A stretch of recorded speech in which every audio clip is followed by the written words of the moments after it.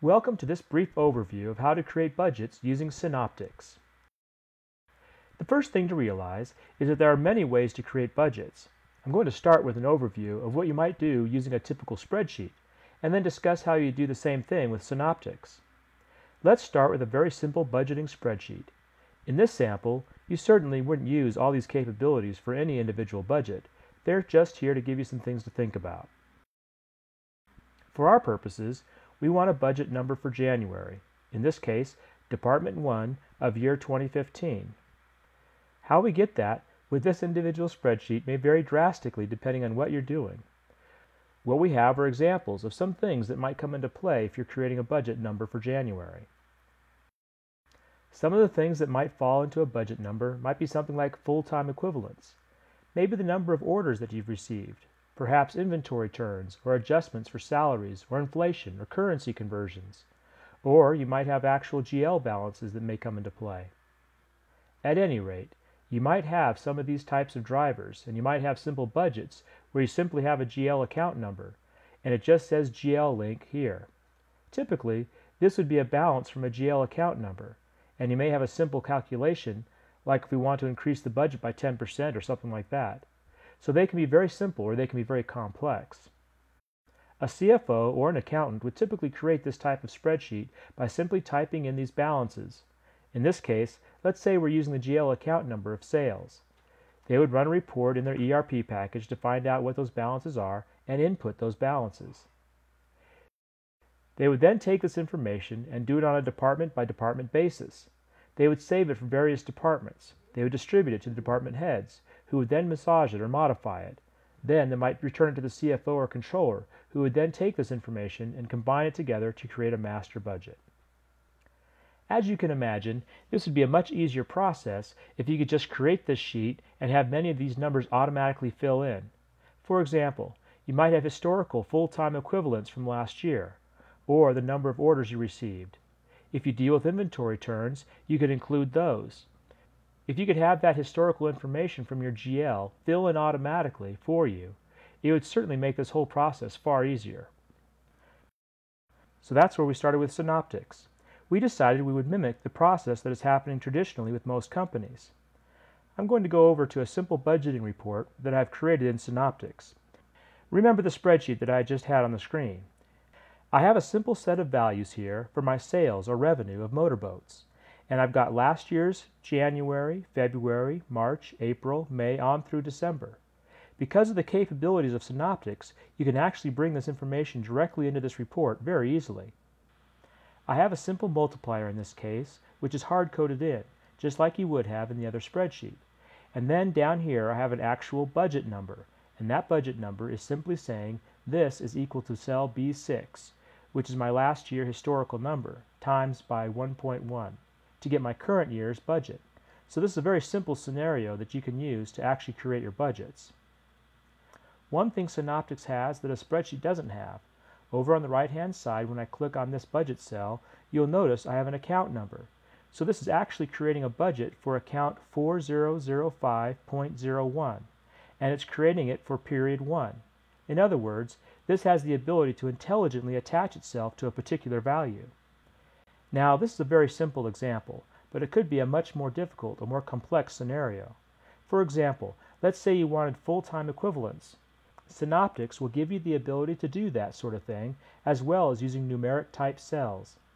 I'm going to go to a labor transaction functional area, or sphere. Spheres are logical groupings of data from the ERP database. In this particular case, I'm just going to pull hours worked from this data sphere and drag and drop it here. And on my date preference here, I might do a shift date, and the calculation here would be month, meaning I just want a month of the hours worked. Now if I had stopped here and I ran this report, this would give me all the hours worked for a particular month.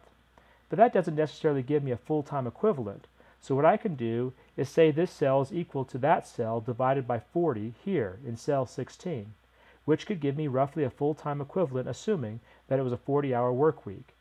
Then I could use that to calculate my budget here. So there's a lot of things we could do with the calculation of the budget, and it's really limited to your imagination. But the real power of Synoptix is the ability to pull this statistical and non-statistical information to use within your budgeting capabilities. Now, because I'm not actually going to use these calculations, I'll just delete them. I'm not going to show all the variations that you could do because we would be here for hours. What I'm going to show you is how to actually go about creating the actual budget using Synoptix.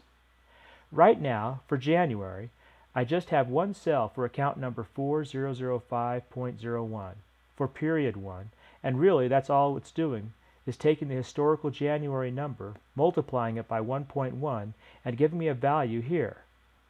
Now I just copy the cell, and using the paste special command, I can look at the next column for February. That's actually for period 2, and March is for period 3, and so forth. I don't have to set up any of that information. So now, if I were the CFO, and if this was as complex as it got, I would just go ahead and save this as Motorboat's original, and give rights to this report to the various department heads. I would then log out of Synoptix and tell them that the budgeting report is now available. When they open this report in Synoptix, it would bring in values. Here, the January balance multiplied by 1.1 gives me a number of $50,943 for my budget for the current year next year, depending on how we create this. One of the neat parts about this is that I, as the department head, also have the ability to actually drill down to see what made up those balances. Now, as the department head, I could come in here and say, well, you know, $50,943 may be a great budget number, but I really want to do is change that to $51,000, and then go ahead and use $51,000. I can go ahead and modify all these numbers the way I see fit as a department head. I could then save this, and if I want to use the save as, I could create a new budget and call it best case, or worst case scenario, or my best guess, or whatever. I could actually create many budgets out of this particular budget. So I've created this budget and saved it, but you undoubtedly would create a much more complex budget, but you probably get the idea. I now have a budget number for one particular account number for this department. From here, I'm going to close this, go back to Synoptix, and under the main menu, I've got a budget menu here, and I'm going to set up some budgets. So I, as the CFO, or whoever it might be, would open up the budgeting section, and would see I've got a bunch of different budgets here. And I've got my department head from motorboats, and maybe my department head from sailboats, and maybe my department head from the parts section. So I select all those budgets, and then combine and save those budgets. I'm going to give this a name of Original, and I'm going to give it a budget year of 2009. Now I'm going to calculate the budgets. What that did is it went out there and grabbed these three budgets and combined them into a data set. I could have multiple budgets here, and if I wanted one that was the best case, I could select all the best case and keep adding more budgets. There's no limit to it. The next thing I'm going to do is run a missing accounts report.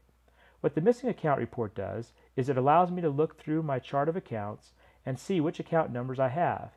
This just allows you to very quickly analyze what accounts you actually have budgets for. Alright, now assuming everything is okay, I'm going to combine and save the budgets, which is a pretty quick and easy process. Synoptix has combined all these budgets from all the department heads. I've named the budget Original, and if I wanted to, I could select different budgets, and I could create a budget for best case budget based on what they created in the original, or what they created from the department heads. I went through and did a best case beforehand, so we'll actually have one out there. So I'm going to close this. Next, I'm going to go back to a Synoptix report that I've created called Income Statement that will have my month actuals. What I want to do is put in the month budget that I've just created. I'll drag and drop an accounting cell here and put it in my motorboats area because that was the area that we used. As you recall, this is account number 4005.01. And my source calculation in this case is going to be budget. You'll notice that I have my best case budget ID, which I will select, and from there it allows me to pull the actual budget numbers. My budget variance would equal my month actual minus my month budget, and that is as simple as it gets to create my budget variance. So with that, we'll conclude this very quick overview of the way Synoptix creates budgets.